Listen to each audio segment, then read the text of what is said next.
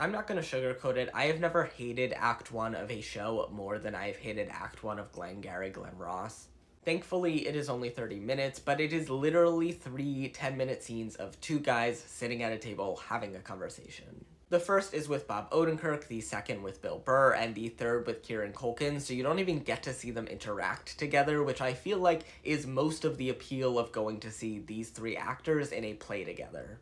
And so at intermission going into Act 2, I was like, oh god, I hope Act 2 is better because I don't think I can sit through that again.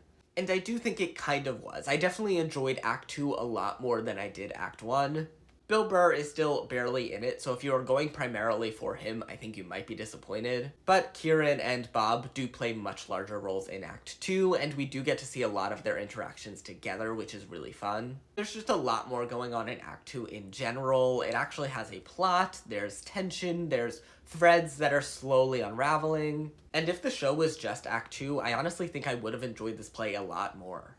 Because while Act 2 is a lot of payoff from what is set up in Act 1, I don't think the show ever does a good enough job justifying this really bizarre structure. Because I found Act 1 to be such a slog to get through that the payoff in Act 2 didn't necessarily seem worth it.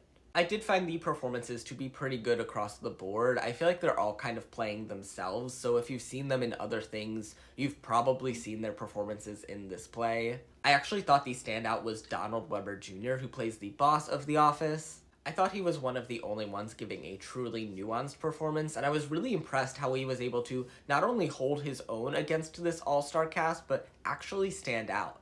And so while ultimately I didn't hate my time with Glengarry Glen Ross, I also don't know that I would ultimately recommend it. I don't really think this show does a good job making the case of why this story is being presented now. And in a really strong season of plays, I just think there are other plays that I would recommend more, especially for the prices they're charging.